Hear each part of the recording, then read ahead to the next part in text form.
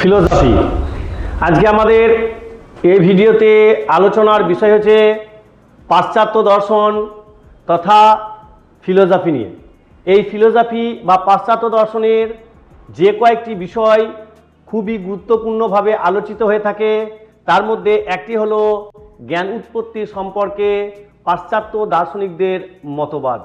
যারা BA first সেমিস্টারে পড়ো অথবা একাদশ শ্রেণীর ফার্স্ট সেমিস্টারে পড়ো বা এমএ করো বা বিএড করো, যাই করো না কেন, সেই ক্ষেত্রে তোমার এই পাশ্চাত্য দর্শনের স্বরূপ এই অধ্যায়টা তোমাকে বিস্তারিত পড়তেই হবে।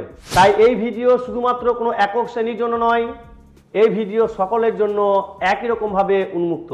আমরা আজকে এই পাশ্চাত্য দর্শনের অন্তর্গত জ্ঞানতত্ত্ব নামক যে শাখা আছে, সেই শাখায় জ্ঞানের স্বরূপ সম্পর্কে বা জ্ঞানোৎপত্তি সম্পর্কে বিস্তারিত আলোচনা করব। যেমন পাশ্চাত্য দর্শনের বিভিন্ন শাখা: অধিবিদ্যা, নীতিবিদ্যা, যুক্তিবিদ্যা, জ্ঞানবিদ্যা, মূল্যবিদ্যা, মনোবিজ্ঞান, রাষ্ট্র দর্শন, সমাজ দর্শন। এই রূপে যখন বিভিন্ন প্রকারের যে শাখা আছে, সেই রকমই একটা শাখার নাম হচ্ছে জ্ঞানতত্ত্ব। আর এই জ্ঞানতত্ত্ব শাখার মধ্যেই আলোচিত হয়েছে জ্ঞান উৎপত্তি সম্পর্কে মতবাদ। আমি প্রথমেই সংক্ষিপ্ত সারে একটু বলে দিই বিষয়টা কি। জ্ঞান জ্ঞান মানে হচ্ছে যে বস্তু যেই রূপ তাকে সেই রূপে জানার নামই হচ্ছে জ্ঞান, অর্থাৎ সত্যকে সত্য বলে জানা, মিথ্যাকে মিথ্যা বলে জানা। এই পাশ্চাত্য দর্শনে জ্ঞান উৎপত্তির সম্পর্ককে কেন্দ্র করে পাশ্চাত্য দর্শনে বহু মতবাদ থাকলেও প্রধান দুটি মতবাদ গড়ে উঠেছে। এক হলো অভিজ্ঞতাবাদ আর দুই হলো বুদ্ধিবাদ। এই অভিজ্ঞতাবাদ এবং বুদ্ধিবাদ এবং এছাড়াও এই অভিজ্ঞতা এবং বুদ্ধিবাদের মধ্যবর্তী পর্যায়ে একটি সম্প্রদায় আছে, তার নাম হচ্ছে বিচারবাদ। আমাদের এই ভিডিওতে আলোচিত হবে অভিজ্ঞতাবাদ কি, বুদ্ধিবাদ কি, বিচারবাদ কি। আমরা আজকে এই ভিডিওতে এই অভিজ্ঞতাবাদ, বুদ্ধিবাদ এবং বিচারবাদ এই মতবাদীদের সম্পর্কে বিস্তারিত জানব। আর থাকবে এখানে সেই গুরুত্বপূর্ণ কিছু আলোচনার প্রশ্ন এবং উত্তর, যেগুলো আমরা বোর্ড ওয়ার্কের মাধ্যমে জেনে নেব। তাহলে চলো বেশি সময় নষ্ট না করে আমরা আমাদের পিপিটির মাধ্যমে জেনে নেব অভিজ্ঞতাবাদ, বুদ্ধিবাদ এবং বিচারবাদ দার্শনিকদের মতবাদ, তাদের সেই দার্শনিক গ্রন্থ এবং মূল উক্তিগুলি কি কি। প্রথমে দেখো আমরা লিখেছি ফিলোসফি, অর্থাৎ ফিলোসফি শব্দের বাংলা অর্থ কি। আমরা কম বেশি জানি ফিলোসফি শব্দের বাংলা অর্থ হচ্ছে দর্শন বা দর্শন শাস্ত্র।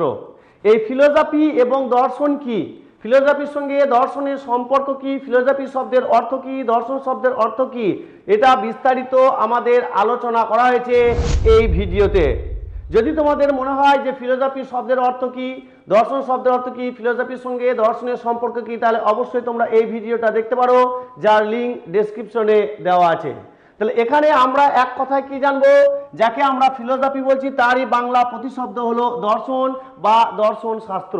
আর এই ফিলোসফি এবং দর্শন শাস্ত্রের কতকগুলি শাখা আছে, অর্থাৎ প্রধান প্রধান কতকগুলি শাখা আছে, যেমন হচ্ছে অধিবিদ্যা, মেটাফিজিক্স, জ্ঞানতত্ত্ব, ইপোস্টেমোলজি, নীতিবিদ্যা, এথিক্স, যুক্তিবিদ্যা, লজিক এবং থাকছে সৌন্দর্য বিদ্যা। একই রকমভাবে ভারতীয় দর্শনেও বহু শাখা কিন্তু আমাদের আছে, যেমন আস্তিক দর্শন, নাস্তিক দর্শন। আস্তিকদের মধ্যে থাকছে ন্যায়, বৈশেষিক, সাংখ্য, যোগ, মীমাংসা, বেদান্ত। নাস্তিক সম্প্রদায়ের মধ্যে থাকছে চার্বাক, বৌদ্ধ এবং জৈন। তাহলে আমাদের দেখতে হবে এই পাশ্চাত্য যে অসংখ্য শাখা আছে, সেই শাখার মধ্যে কোনটি আমাদের পাঠ্যের অন্তর্ভুক্ত। যদিও তোমরা কালার দেখে, অর্থাৎ এই যে হাইলাইট অংশ দেখে বুঝতে পেরেছো যে আমাদের এই দর্শন বা ফিলোসফির পাশ্চাত্য দর্শনের যে শাখা আছে, কতগুলো শাখার মধ্যে আজকে আমাদের আলোচনার বিষয় হলো জ্ঞান তত্ত্ব। এই জ্ঞান তত্ত্বর মধ্যে অন্তর্ভুক্ত, আমি এর আগেও বললাম, প্রধান তিনটি মতবাদ, অর্থাৎ প্রধান দুটি মতবাদ গড়ে উঠেছে, একটা অভিজ্ঞতাবাদ এবং বুদ্ধিবাদ। এই অভিজ্ঞতা এবং বুদ্ধিবাদের মধ্যে একটা সমালোচনামূলক এবং তাদের মধ্যে মীমাংসামূলক যে মতবাদ গড়ে উঠেছে তার নাম হচ্ছে বুদ্ধিবাদ। তাহলে চলো আমরা দেখে নেব এই অভিজ্ঞতাবাদ, বুদ্ধিবাদ এবং বিচারবাদীরা কি কি বলছেন তাদের সেই গ্রন্থের মধ্যে। তাহলে নিশ্চয়ই আমরা এখানে জ্ঞান উৎপত্তি সম্পর্কে যে মতবাদ সে বিষয়টা আমরা আজকে আলোচনা করব। জ্ঞান উৎপত্তি সম্পর্কে পাশ্চাত্য দর্শনে যে দুটি প্রধান শাখা গড়ে উঠেছে তার এক নম্বরে হলো অভিজ্ঞতাবাদ। অভিজ্ঞতাবাদ কি? সংজ্ঞায় বলা হয়েছে পাশ্চাত্য দর্শনে যে সকল পাশ্চাত্য দার্শনিক মনে করেন জ্ঞান লাভের একমাত্র উৎস হচ্ছে অভিজ্ঞতা, তাদের মতবাদকে বলা হয় অভিজ্ঞতাবাদী বা অভিজ্ঞতাবাদী দার্শনিক। একই রকমভাবে আমাদের দ্বিতীয় যে মতবাদ রয়েছে তার নাম হচ্ছে বুদ্ধিবাদ। বুদ্ধিবাদ আমরা কাকে বলবো? পাশ্চাত্য দর্শনে যে সকল মতবাদ মনে করে জ্ঞান লাভের বা জ্ঞান উৎসের একমাত্র কারণ হচ্ছে বুদ্ধি, তাদেরকে বলা হয় বুদ্ধিবাদী দার্শনিক। এই অভিজ্ঞতা এবং বুদ্ধি কি এটি জানতে গেলে আমাদেরকে একটি বোর্ড ওয়ার্কে এক্সাম্পলের মাধ্যমে বুঝতে হবে কি সেই। তাহলে আমরা এখানে একটা কি করব, অঙ্কের সাহায্য নেব। অঙ্কটা কি থাকবে? যেমন আমাকে যদি কেউ কখনো এইরকম একটা গুণ করতে দেয়, এইরকম যদি আমাকে একটা কেউ গুণ করতে দেয়, তাহলে সেই ক্ষেত্রে আমি পেয়ে যাব যে জ্ঞান উৎপত্তি কি আর বুদ্ধি উৎপত্তি কি। এইটা যদি একটা গুণফল হয় তাহলে এই গুণফল করতে গেলে আমাদের অভিজ্ঞতা এবং বুদ্ধি দুটোরই প্রয়োজন হবে। আর এই এক্সাম্পলের মাধ্যমে আমরা সহজে জানতে পারবো যে অভিজ্ঞতা এবং বুদ্ধি কি। যদি আমরা গুণ করি তাহলে হবে 0, 9, 12। আবার কি হবে? 0, 2, 17। আমরা যদি আবার যদি গুণ করি 0, 9 আর হবে 12। তারপর আমরা কি করব? যোগফল করব। তাহলে যোগ করলে হবে 0, 9, 4, 7, 4, 1।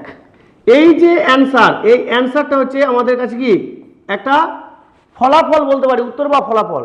তাহলে এখানে যে আমি গুণটা করলাম এই গুণটার ক্ষেত্রে আমাদের দেখতে হবে যে আমার কি শুধু অভিজ্ঞতায় কাজে লাগলো নাকি শুধু বুদ্ধি কাজে লাগলো। তাহলে অভিজ্ঞতাবাদীরা এখনো পর্যন্ত কি বলছিলেন যে জ্ঞান লাভের একমাত্র উৎস হচ্ছে অভিজ্ঞতা, বুদ্ধিবাদীরা বলছেন জ্ঞান লাভের একমাত্র উৎস হচ্ছে কি বুদ্ধি। কিন্তু না, এখানে প্রকৃতপক্ষে যে কোনো জ্ঞান লাভের ক্ষেত্রে শুধু অভিজ্ঞতাই যথেষ্ট নয়, শুধুমাত্র বুদ্ধি যথেষ্ট নয়। যে কোনো জ্ঞান লাভের ক্ষেত্রে অভিজ্ঞতা এবং বুদ্ধি দুটিরই সমান অবদান থাকে। তা এখানে আমরা কি দেখলাম? মনে করো তাহলে অভিজ্ঞতা বলতে আমরা কি বুঝি? পূর্বস্মৃতি বা পূর্বজ্ঞান। তাহলে অভিজ্ঞতা যদি পূর্বস্মৃতি হয়, মনে করো 3 3 9, 3 4 12, 4 3 12 বা 3 3 9, এই যে গুণফল এটা একটা নামতা, 3 ঘরের নামতা, 4 ঘরের নামতা, 7 ঘরের নামতা, এগুলো আমার কি? এগুলো আমার বুদ্ধি না অভিজ্ঞতা? এগুলো অবশ্যই আমার অভিজ্ঞতা। কেন না? আমি ছোট থেকে এইগুলোকে আমি কি করে এসেছি? আমি মুখস্থ করে এসেছি। এই যে মুখস্থ যে পূর্বস্মৃতি তাকে কি বলা হয়? অভিজ্ঞতা। আমি আমার এই অভিজ্ঞতাকে কাজে লাগিয়ে এবং কিভাবে লজিকটা কাজে লাগে সেইটাকে কাজে লাগিয়ে আমি কি করলাম? একটা অঙ্কের ফলাফল বের করলাম। তাহলে এখান থেকে যে অংশটা আমরা দেখছি এই অংশটা হচ্ছে আমার কি? এই অংশটার নাম হচ্ছে লজিক। কিভাবে করতে হয়, কিভাবে করতে হয় এটা হচ্ছে লজিক। আর এখানে যেটা করলাম এটা হচ্ছে আমার কি? এক্সপিরিয়েন্স। কি? এক্সপিরিয়েন্স। তাহলে এই এক্সপিরিয়েন্স এবং লজিক দুটোকে একসঙ্গে লাগিয়ে আমি কি পেয়েছিলাম? অ্যান্সার। তাহলে আমরা কি জানলাম? এক কথায় যে কোনো জ্ঞানের ক্ষেত্রে শুধুই অভিজ্ঞতা যথেষ্ট নয়, যে কোনো জ্ঞানের ক্ষেত্রে শুধুমাত্র বুদ্ধি যথেষ্ট নয়, যে কোনো জ্ঞানের ক্ষেত্রে যথার্থ জ্ঞানের ক্ষেত্রে অভিজ্ঞতা এবং বুদ্ধি দুটোরই কি আছে? প্রয়োজন আছে। তাহলে এখান থেকে আমরা আরেকটা মতবাদ পেলাম। কি মতবাদ পেলাম? পাশ্চাত্য দর্শনে যে সকল দার্শনিকগণ মনে করেন জ্ঞান লাভের একমাত্র উৎস অভিজ্ঞতা নয়, পাশ্চাত্য দর্শনে যে সকল দার্শনিক মনে করে জ্ঞান লাভের একমাত্র উৎস বুদ্ধি নয়, জ্ঞান লাভের ক্ষেত্রে কি থাকে? অভিজ্ঞতা এবং বুদ্ধির সমান অবদান থাকে, তাদেরকে বলা হয় বিচারবাদী বা বিচারবাদ। আর এই বিচারবাদী দার্শনিক রূপে একজনই আছেন পাশ্চাত্য দর্শনে, তার নাম হচ্ছে ইমানুয়েল কান্ট। এরপর আমরা দেখে নেব এই অভিজ্ঞতাবাদী দার্শনিক রূপে কারা আছে, বুদ্ধিবাদী দার্শনিক রূপে কারা আছে এবং বিচারবাদী ইমানুয়েল কান্ট কি কি বলছেন। তাহলে এখন আলোচনার বিষয় হলো জ্ঞান উৎপত্তি সম্পর্কে প্রধান দুটি মতবাদ, অর্থাৎ অভিজ্ঞতাবাদ ভার্সেস বুদ্ধিবাদ। জ্ঞান লাভের পথে দুটি ভিন্ন দৃষ্টিভঙ্গি, একটি আছে অভিজ্ঞতা থেকে, অন্যটি আছে যুক্তি থেকে। তাহলে জ্ঞান উৎপত্তি সম্পর্কে যে সমস্ত দার্শনিকদের আমরা পাই তাদের মধ্যে অভিজ্ঞতাবাদ দার্শনিক এবং বুদ্ধিবাদ দার্শনিক। অভিজ্ঞতাবাদী দার্শনিক রূপে কে কে থাকছে? জন লক, আর কে থাকছে জর্জ বার্কলে, আর কে থাকছে ডেভিড হিউম। একই রকম ভাবে বুদ্ধিবাদী দার্শনিকদের মধ্যে কে কে থাকছেন, রেনে ডেকার্ত, থাকছেন স্পিনোজা এবং লাইবনিজ। দেখো তাহলে এখানে অভিজ্ঞতাবাদী দার্শনিক রূপে কার ছবি আছে, জন লক। এক কথায় আমরা কি বলি, লক। অভিজ্ঞতাবাদী দার্শনিক রূপে কে থাকছে, জর্জ বার্কলে, এক কথায় বলা হয় বার্কলে। অভিজ্ঞতাবাদী দার্শনিক রূপে থাকছে ডেভিড হিউম, ডেভিড হিউম। ওনারা কি বলছেন, অভিজ্ঞতায় জ্ঞান লাভের একমাত্র উৎস, অর্থাৎ অভিজ্ঞতার মাধ্যমে জ্ঞান অর্জন করা সম্ভব। সেম বিপরীত বিপক্ষ কি থাকছে, বুদ্ধিবাদী দার্শনিক। বুদ্ধিবাদী দার্শনিক রূপে কে থাকছে, রেনে ডেকার্ত, তারপরে থাকছে বারুচ স্পিনোজা, আর থাকছে গটফ্রিড লাইবনিজ। এক কথায় ডেকার্ত, স্পিনোজা, লাইবনিজ। ওনারা কি বলছেন, যুক্তি জ্ঞানের মূল উৎস, অর্থাৎ বুদ্ধি হচ্ছে জ্ঞানের মূল উৎস, অর্থাৎ বুদ্ধি এবং চিন্তার মাধ্যমে জ্ঞান অর্জন করা যায়। যখন এই তিনজন এবং এই তিনজন ফাইট করছে নিজেদের যুক্তি প্রদানের মাধ্যমে যে আমরা যেটা বলছি সেটাই ঠিক, অর্থাৎ অভিজ্ঞতাবাদী লক, বার্কলে, হিউম যখন বলছে যে জ্ঞান লাভের একমাত্র উৎস হচ্ছে অভিজ্ঞতা, বুদ্ধিবাদী দার্শনিক রূপে যখন ডেকার্ত, স্পিনোজা, লাইবনিজ বলছে আমাদের বক্তব্যটাই একমাত্র যথার্থ, ও ভুল বলছে, তখন মাঝখানে বিচারক হিসাবে কে এসেছেন, বিচারবাদী দার্শনিক ইমানুয়েল কান্ট। কি বলছেন, আরে তোরা থাম, শুধুমাত্র জ্ঞান লাভের উৎস রূপে অভিজ্ঞতাই যথেষ্ট নয়, শুধুমাত্র জ্ঞান লাভের উৎস রূপে বুদ্ধি যথেষ্ট নয়, অভিজ্ঞতা এবং বুদ্ধি দুটোকে একসঙ্গে পাঞ্চিং করলে তারপরে বেরিয়ে আসে যথার্থ জ্ঞান। অর্থাৎ যথার্থ জ্ঞানের ক্ষেত্রে অভিজ্ঞতার যতটা গুরুত্ব আছে, বুদ্ধিরও কি আছে, ততটাই গুরুত্ব আছে। এরপর দেখে নেবো আমাদের কান্ট, যেটা আমি একটু আগে বললাম, কান্ট ওটাই বলেছেন কি, অভিজ্ঞতা প্লাস বুদ্ধি সমান যথার্থ জ্ঞান। উক্তিকার ইমানুয়েল কান্টের। কি বলেছেন, অভিজ্ঞতা অর্থাৎ ইন্দ্রিয়ের মাধ্যমে প্রাপ্ত তথ্য, বুদ্ধি হচ্ছে মনের দ্বারা বিশ্লেষণ এবং বিচার সমান যথার্থ জ্ঞান, অর্থাৎ সত্য, নির্ভুল এবং নিশ্চিত জ্ঞান। কেবল অভিজ্ঞতাই যথার্থ জ্ঞানের কারণ নয়, আবার কেবল বুদ্ধি যথার্থ জ্ঞানের কারণ নয়, যথার্থ জ্ঞানের কারণ হলো অভিজ্ঞতা প্লাস বুদ্ধি। ওই জন্যে ইমানুয়েল কান্টকে বলা হয় বিচারবাদী দার্শনিক। এরপর আমরা আলোচনা করব এই জ্ঞান উৎপত্তি সম্পর্কে। এই যে সাতটা দার্শনিকের আমরা নাম পেলাম, এই সাতটা দার্শনিক তাদের গ্রন্থে জ্ঞান উৎপত্তি সম্পর্কে কি কি বক্তব্য রেখেছেন। প্রথমেই আলোচনা করব জ্ঞান উৎপত্তি সম্পর্কে জন লকের মতবাদ। জন লক কি বলছেন, যে জন্মগত ধারণা, অর্থাৎ প্রধান বক্তব্য কার, জন লকের। কি বলছেন উনি, যে জন্মগত ধারণা বিরোধী মত। লক বিশ্বাস করতেন যে মানুষের মনে কোনো জন্মগত ধারণা বা জ্ঞান থাকতে পারে না। শিশু জন্ম নেওয়ার সময় তার মনে মন তার সম্পূর্ণ ফাঁকা থাকে। এই জ্ঞান উৎপত্তি সম্পর্কে লকের একটা বিখ্যাত উক্তি আছে। বিখ্যাত উক্তিটা হলো কি না, মানুষ জন্মানোর সাথে সাথে তার মন সাদা অলৌকিক কাগজের মতো থাকে। এটা পরীক্ষায় আসার সম্ভাবনা সব থেকে বেশি। এই লাইনটাই পুরো তুলে দেবে, যে জন্মানোর সাথে সাথে মানুষের মন সাদা অলৌকিক কাগজের মতো থাকে। এই উক্তিটি কার? এছাড়া উনি কি বলছেন, অভিজ্ঞতায় জ্ঞানের একমাত্র উৎস। অবশ্যই উনি যেহেতু অভিজ্ঞতাবাদী দার্শনিক, তাহলে অভিজ্ঞতায় জ্ঞান লাভের একমাত্র উৎস বলবেন। আমাদের সমস্ত জ্ঞান অভিজ্ঞতা ও প্রত্যক্ষের উপর নির্ভর করে তৈরি হয়, অভিজ্ঞতা ছাড়া কোনো জ্ঞানই হতে পারে না। এখানে মনে রাখবে, জ্ঞান উৎপত্তি সম্পর্কে অভিজ্ঞতাবাদী দার্শনিকের প্রতিষ্ঠাতাই হলেন কে, জন লক। জন লক হচ্ছেন কি প্রতিষ্ঠাতা। কোথাকার প্রতিষ্ঠাতা? জ্ঞান উৎপত্তি সম্পর্কে যে মতবাদ আমরা বলেছি, সেই মতবাদের প্রতিষ্ঠাতা হচ্ছেন কে, জন লক। অর্থাৎ অভিজ্ঞতাবাদের প্রতিষ্ঠাতা হচ্ছেন জন লক। একই রকম ভাবে ডেকার্তকে বলা হয় বুদ্ধিবাদের কি প্রতিষ্ঠাতা। নেক্সট, অভিজ্ঞতাবাদের দুটি রূপ। লক অভিজ্ঞতাবাদের দুটি প্রধান উৎসের কথা বলেছেন। এক নম্বর হচ্ছে সংবেদন, আর দু নম্বর হচ্ছে কি অন্তর্দর্শন। সংবেদন কি? সংবেদন মিনিং হচ্ছে আমাদের পাঁচটা জ্ঞানেন্দ্রিয়, যেটাকে ভারতীয় দর্শনে প্রত্যক্ষ বলা হয়েছে। অন্তর্দর্শন মিনিং হচ্ছে মন, যেটাকে ভারতীয় দর্শনে অনুমান বলা হয়েছে। তাহলে বলার ভঙ্গিটা আলাদা। যেমন ইংরেজিতে বলা হয় আই লাভ ইউ, আর বাংলায় বলা হয় আমি তোমাকে ভালোবাসি। বিষয়টা একই, অনুরূপ। এখানে দেখো, পাশ্চাত্য দর্শনে যাকে বলা হয় সংবেদন, ভারতীয় দর্শনে তাকে বলা হয় প্রত্যক্ষ। আর পাশ্চাত্য দর্শনে যাকে বলা হয় অন্তর্দর্শন, ভারতীয় দর্শনে বলা হয় অনুমান। কেন অনুমান কার উপর নির্ভরশীল? মনের উপর নির্ভরশীল। তাহলে অন্তর্দর্শন মানে কি? অন্তর্দর্শন মানে মন। তাহলে সংবেদন অর্থাৎ পাঁচটা জ্ঞানেন্দ্রিয়। এখানে বলেও দিয়েছে বাহ্যিক বস্তু থেকে ইন্দ্রিয় বা ইমপ্রেশনের মাধ্যমে যে জ্ঞান আসে তাই হলো সংবেদন। অন্তর্দর্শন কি? নিজের মনের ভিতরের ক্রিয়াকলাপ বা চিন্তা থেকে যে জ্ঞান জন্ম নেয় তাকেই বলা হয় অন্তর্দর্শন প্রাপ্ত জ্ঞান। আর কি থাকছে লকের জ্ঞান উৎপত্তি সম্পর্কে আলোচনার মধ্যে? সরল এবং জটিল ধারণা। তাহলে সংবেদন এবং অন্তর্দর্শনের মাধ্যমে আমরা প্রথমে সরল ধারণাকে পাই এবং পরে মন এই সরল ধারণাগুলিকে একত্রিত করে জটিল ধারণা তৈরি করে। আর কি থাকছে বস্তুর গুণ, কি গুণ, মুখ্য গুণ এবং গৌণ গুণ। এই মুখ্য গুণ এবং গৌণ গুণ যদি আমি এই ভিডিওর মধ্যে আলোচনা করতে চাই তাহলে ভিডিও অনেক বড় হয়ে যাবে। তাই আমি বলবো যদি তোমাদের মুখ্য গুণ এবং গৌণ গুণ যদি জানতে হয় তাহলে অবশ্যই তোমরা এই ভিডিওটা দেখো, অবশ্যই তার লিঙ্ক ডেসক্রিপশনে দেওয়া আছে। আমি তবুও এক কথায় বলে দিই মুখ্য গুণ কি এবং গৌণ গুণ কি। মুখ্য গুণ হচ্ছে বস্তুর সেই গুণগুলো যেই গুণগুলো কোনোভাবে ব্যক্তিভেদে পরিবর্তন হয় না, যেমন বস্তুর আকার, আয়তন, বিস্তৃতি, এগুলো হচ্ছে বস্তুর মুখ্য গুণ। আর একটা হচ্ছে গৌণ গুণ। গৌণ গুণ কোনগুলো, যেগুলো সবসময় ব্যক্তিভেদে কি হয়, পরিবর্তন হয়, যেমন রূপ, রস, গন্ধ, স্পর্শ, শব্দ, এগুলো হচ্ছে গৌণ গুণ। যেমন আমি একটা এক্সাম্পলই আপেল, তাহলে আপেলের মধ্যে দুটো গুণ আছে, একটা মুখ্য গুণ, একটা হচ্ছে গৌণ গুণ। যেমন আপেলটার যে লাল রং, সে লাল রংটা হচ্ছে গৌণ গুণ। কেন, কারোর কাছে খুব লাল হতে পারে, কারোর কাছে কম লাল হতে পারে। আবার আপেলের স্বাদ যদি বলি, কেউ বলতে পারে বেশি মিষ্টি, কেউ বলবে কম মিষ্টি। আবার আপেলের গন্ধ কারোর কাছে ভালো লাগে, কারোর কাছে ভালো লাগে না। আপেল শব্দটাকে বিভিন্ন জন বিভিন্ন রূপে ডাকে, কেউ আপেল বলে, কেউ অ্যাপেল বলে, কেউ সেব বলে। তাহলে এই যে রূপ, রস, গন্ধ, স্পর্শ, শব্দ, এগুলো হচ্ছে আপেলটার কি গুণ, গৌণ গুণ। একই রকম ভাবে আপেলের কি গুণ থাকবে, মুখ্য গুণ, যেগুলো ব্যক্তিভেদে পরিবর্তন হবে না, অর্থাৎ আকার। আমার কাছে যদি আপেল গোলাকার মনে হয়, পৃথিবীর সমস্ত মানুষের কাছে আপেলটা কি মনে হবে, গোলাকারই মনে হবে। এটা হচ্ছে আকার, কোনো পরিবর্তন হবে না। আয়তন, আমার কাছে আপেল যদি আমি কোনো একটা বাজার থেকে যে আপেল কিনে নিয়ে আসি, তার ওজন যদি 150 গ্রাম হয়, বাড়িতে নিয়ে গেলে সে আপেলটার ওজন কত হবে, 150 গ্রামই হবে, অর্থাৎ আয়তনটার কোনো পরিবর্তন হবে না ব্যক্তিভেদে।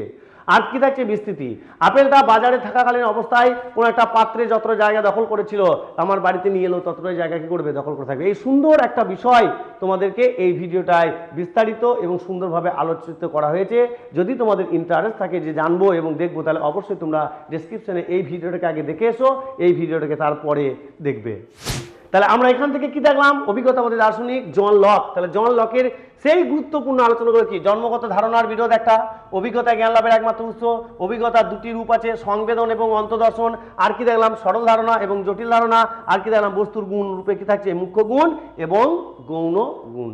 এবার আমরা দেখব জন লক, সপ্তদশ শতাব্দীর ব্রিটিশ দার্শনিক জন লক।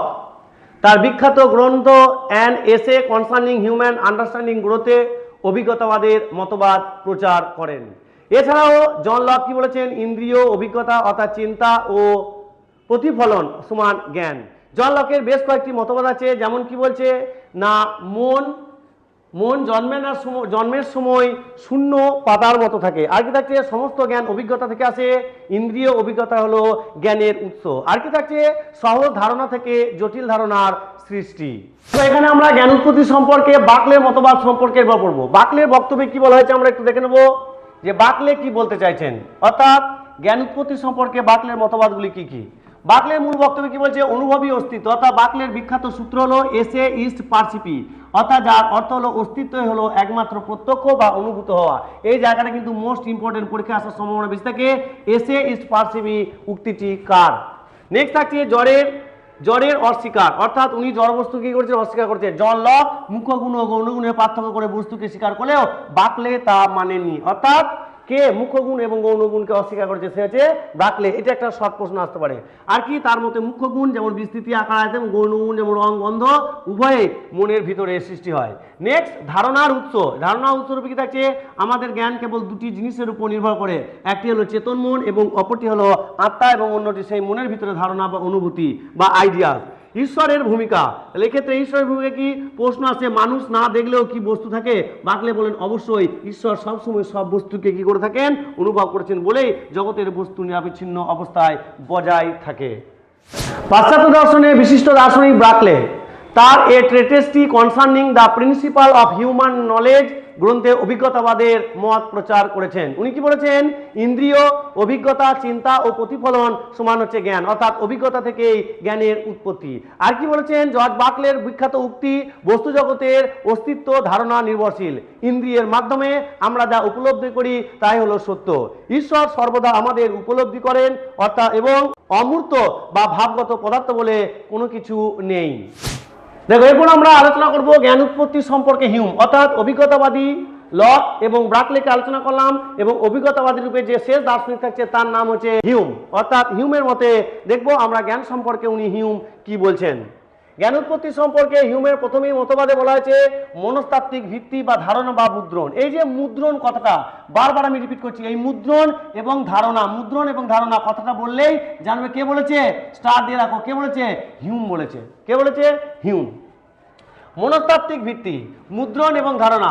মুদ্রণ কি এবং ধারণা কি আমি এক কথায় বলে দিই, সবার ব্যাখ্যার প্রাসঙ্গিক আলাদা। কেমন না, মুদ্রণ কি? মুদ্রণ হচ্ছে সেই বস্তু যেটা আমরা আমাদের প্রত্যক্ষের মাধ্যমে জানতে পারি, সেটা হচ্ছে মুদ্রণ। সবার বলার ভঙ্গি আলাদা। যেমন ভারতীয় দর্শনে বলা হয়েছে চক্ষু, কর্ণ, নাসিকা, জিহ্বা বা ত্বকের মাধ্যমে আমরা যা পাই সেগুলো হচ্ছে প্রত্যক্ষ। একই রকমভাবে পাশ্চাত্য দর্শনে দেখো বলা হয়েছে, একটু আগে কি বললেন, লক কি বললেন না, অন্তর্দর্শন এবং সংবেদনও সে তাই ছিল। তাহলে সংবেদন, প্রত্যক্ষ এবং মুদ্রণ একই সমার্থক শব্দ। মুদ্রণ মানে হচ্ছে পঞ্চম জ্ঞানেন্দ্রিয়ের মাধ্যমে পাওয়া জ্ঞান, আর ধারণা হচ্ছে যে এই প্রত্যক্ষের পরে অর্থাৎ পঞ্চম জ্ঞানের মাধ্যমে পাওয়া যে অনুমান জ্ঞান, সেই অনুমান জ্ঞানকে বলা হচ্ছে ধারণা। মুদ্রণ কি বলছে, বাহ্যিক বস্তু বা অভ্যন্তরীণ অনুভূতি, সরাসরি ও তীব্র অভিজ্ঞতা।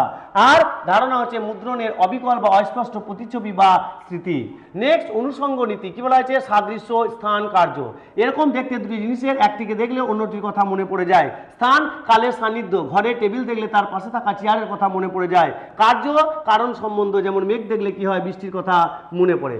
নেক্সট, কার্যকারণ তত্ত্বের সমালোচনা। একটা কথা মনে রাখবে, হিউমই একমাত্র পাশ্চাত্য এমন একজন দার্শনিক যে কার্যকারণ সম্পর্ককে অস্বীকার করেছেন। বাকি সমস্ত দার্শনিক কার্যকারণ সম্পর্ককে স্বীকার করেছেন, আর হিউম অস্বীকার করেছেন। তার মতে আগুনের পর ধোঁয়া, এটি আমার বারবার পাশাপাশি ঘটতে দেখি মাত্র, আর আগুন ও ধোঁয়ার মধ্যে কোনো রকম অনিবার্য সম্পর্ক নেই। নেক্সট হচ্ছে সংশয়বাদ, অর্থাৎ জড়বস্তুর অস্তিত্বহীনতা। আমরা শুধু বস্তু, রূপ, রস, গন্ধের মুদ্রণই পাই, কিন্তু জড় নামক কোনো স্থায়ী আধারের মুদ্রণ আমরা পাই না, তাই জড় বস্তুর অস্তিত্ব নেই। আত্মার অস্তিত্বতা, অর্থাৎ মনের ভিতরে কেবল ক্ষণস্থায়ী চিন্তা, দুঃখ এবং অনেক মুদ্রণ পাওয়া যায়। আর কি থাকছে, কোনো স্থায়ী আত্মা, আমির মুদ্রণ পাওয়া যায় না। আত্মা হলো কেবল কতগুলো ধারণার সমষ্টি বা বুদবুদ মাত্র। তাহলে এই পর্যন্ত আমরা কি দেখলাম, জ্ঞানোৎপত্তি সম্পর্কে অভিজ্ঞতাবাদী দার্শনিকের তিনজনের মত। একটা হচ্ছে লক, ব্রাকলে এবং হিউম। এরপরে দেখবো আমরা বুদ্ধিবাদী সেই তিনজন দার্শনিক অর্থাৎ ডেকার্ট, স্পিনোজা এবং লাইবনিজ কি কি বলছেন। তাহলে কি দেখলাম, পাশ্চাত্য দর্শনের বিশিষ্ট দার্শনিক ডেভিড হিউম তার an inquiry concerning human understanding গ্রন্থে অভিজ্ঞতাবাদের মতবাদ প্রচার করেছেন। এই যে প্রত্যেকটা দার্শনিকের যে গ্রন্থ, এই গ্রন্থগুলো কিন্তু পরীক্ষায় আসতে পারে। তারপরে কি উনি কি বলছেন, অভিজ্ঞতাবাদ অর্থাৎ ইন্দ্রিয় অভিজ্ঞতা, চিন্তা ও প্রতিফলন সমান জ্ঞান বা নলেজ, অভিজ্ঞতা থেকে জ্ঞানের উৎপত্তি। হিউমের আরো কিছু বিখ্যাত উক্তি রয়েছে, যেমন সমস্ত ধারণার উৎস হলো অভিজ্ঞতা, কারণতা সম্পর্কে ও অনিশ্চয়তা। তারপর থাকছে ইন্দ্রিয় অভিজ্ঞতায় জ্ঞানের ভিত্তি, আর থাকছে অলৌকিক বা পরম সত্য সম্পর্কে সংশয়বাদ। আমরা দেখে নেব জ্ঞান উৎপত্তি সম্পর্কে ডেকার্ট কি বলতে চাইছেন, অর্থাৎ বুদ্ধিবাদী দার্শনিক রূপে ডেকার্টের মূল বক্তব্যগুলো কি কি। প্রথমেই উনি বলেছেন সংশয় পদ্ধতি। তাহলে সংশয় পদ্ধতিতে কি বলা হয়েছে, যে তিনি ইন্দ্রিয়লব্ধ জ্ঞান, গণিতের সত্য, এমনকি নিজের অস্তিত্বকেও প্রথমে সংশয় করেছেন। 2 নম্বর থাকছে শেষে তিনি দেখেছেন সব কিছুকে সংশয় করা গেলেও তিনি সংশয় করছেন এই চিন্তাকে সংশয় করা যায় না। এই যে সংশয়বাদী দার্শনিক রূপে একমাত্র মনে রাখবে কাকে বলা হয়, ডেকার্টকে। সংশয়বাদী দার্শনিক হচ্ছেন ডেকার্টকে। আর কি থাকছে, সহজাত ধারণা, আগন্তুক ধারণা যা বাহ্যিক জগৎ ও ইন্দ্রিয়ের মাধ্যমে আসে। আর কি থাকছে, কৃত্রিম ধারণা যা মানুষের কল্পনা দিয়ে তৈরি হয়। এক্ষেত্রে প্রত্যেকটার এক্সাম্পল সুন্দর করে দেওয়া আছে, যেমন কি মৎস্যকন্যা, ডানাওয়ালা ঘোড়া ইত্যাদি। আর কি থাকছে, স্পষ্টতা ও প্রাঞ্জলতা রীতি, বলছে কোনো জ্ঞান সত্য কিনা তা যাচাই করার জন্য ডেকার্ট একটি মাপকাঠি দেন। তার মতে বুদ্ধির আলোয় যে ধারণা আমাদের কাছে সম্পূর্ণ স্পষ্ট ও প্রাঞ্জল বা বিশদভাবে বলে মনে হয়, সেই ধারণাই হলো সত্য। নেক্সট থাকছে গাণিতিক এবং অবরোহী পদ্ধতি। কি থাকছে, ডেকার্ট জ্যামিতির পদ্ধতি অনুসরণ করে দার্শনিক চর্চা করতে চেয়েছিলেন। তার মতে গণিতের স্বতঃসিদ্ধ সত্যগুলোর মধ্যে বুদ্ধির সংজ্ঞার সাহায্যে মূল কতগুলি সত্য রয়েছে, যেমন সহজাত এবং ধারণা। জ্ঞানপ্রাপ্তি সম্পর্কে বুদ্ধিবাদী দার্শনিক ডেকার্টের মূল বক্তব্য কি রয়েছে, আমি চিন্তা করি অতএব আমি আছি, যেটাকে বলা হয় কজিটু আর্গু সাম। তাহলে জ্ঞানপ্রাপ্তি সম্পর্কে ডেকার্টের মতবাদ কি, সন্দেহবাদ, আমি চিন্তা করি অতএব আমি আছি বা কজিটু আর্গু সাম। তারপর থাকছে স্বতঃসিদ্ধ ধারণা, স্পষ্টত ও স্বতন্ত্র ধারণা, বুদ্ধি জ্ঞানের প্রধান উৎস। আর কি থাকছে, ঈশ্বরের অস্তিত্ব এবং সত্যতার গ্যারান্টি।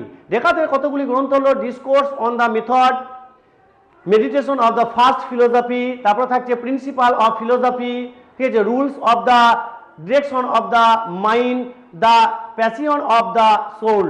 আরো কি থাকছে এদিকে আমাদের পূর্ণ নাম, ডেকাতের পূর্ণ নাম আমরা জানি রেনে ডেকাত, এগুলো আমাদের দরকার নেই।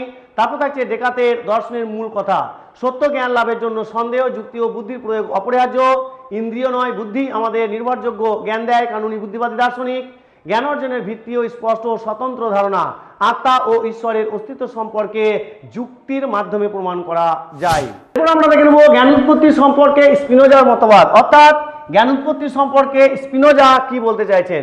এই স্পিনোজাকে বলা হয় ঈশ্বর পাগলা দার্শনিক, এগুলো আমরা আগে আলোচনা করেছি দ্রব্য চ্যাপ্টার পড়তে গিয়ে।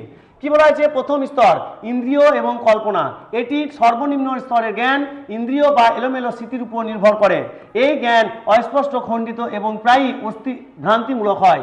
দ্বিতীয় স্তর যুক্তি বা বুদ্ধিবৃত্তি, সাধারণ ধারণা হলো বৈজ্ঞানিক নিয়মের উপর প্রতিষ্ঠিত আর কার্যকারণ সম্পর্ক ও যৌক্তিক বিশ্লেষণের মাধ্যমে লাভ করা হয়। আর কি থাকছে, এই জ্ঞান স্পষ্ট, সুনির্দিষ্ট এবং সার্বিকভাবে সত্য। আর থাকছে জ্ঞানের তৃতীয় স্তরে বলা হয়েছে এটি সর্বোচ্চ স্তরের জ্ঞান, বস্তুর সারা বা ঈশ্বরের স্বরূপ সরাসরি উপলব্ধি করা যায়। তারপর থাকছে সবকিছুকে ঈশ্বরের অংশ বা অবিচ্ছেদ্য রূপ হিসাবে দেখার দৃষ্টি তৈরি করা হয়। তাহলে কি দেখলাম, জ্ঞান প্রাপ্তি সম্পর্কে বুদ্ধিবাদী দার্শনিক অর্থাৎ স্পিনোজা, ঈশ্বর বা প্রকৃতি। জ্ঞান প্রাপ্তির সম্পর্কে স্পিনোজার মতবাদ, ঈশ্বর বা প্রকৃতি এক পদার্থবাদ, গুণের ধারণা, ভাব বা অবস্থা, জ্ঞান অর্জনের ধাপ, সহজ জ্ঞানী মুক্তির পথ। স্পিনোজার দর্শনের মূল কথা, ঈশ্বর ও প্রকৃতি এক এবং অভিন্ন। আর কি থাকছে, একটি পদার্থই অন্য সব, তার গুণ ও ভাব, মানুষের লক্ষ্য সত্য জ্ঞান অর্জন করা, সহজ জ্ঞান দ্বারা মানুষ ভয় ও দুঃখ, মোহ ইত্যাদি থেকে মুক্ত হয়। আর সর্বত্রবাদ এবং যুক্তিবাদে স্পিনোজা অটল ছিলেন। তাহলে জ্ঞান উৎপত্তি সম্পর্কে আমাদের যে শেষ দার্শনিক, সেই শেষ দার্শনিকের নাম হচ্ছে লাইবনিজকে আমরা দেখে নেব যে উনি বুদ্ধিবাদী সম্পর্কে কি কি মতবাদ দিয়েছেন। প্রথমে বলেছেন সহজাত ধারণা। কি ধারণা না, সহজাত ধারণা। সহজাত ধারণা কি বলেছেন, মানুষের মন জন্মের সময় থেকে কিছু মৌলিক ধারণা এবং সত্য। দেখো, জন্মের সময় থেকে কিছু মৌলিক ধারণা, এটা কার মত? লাইবনিজের।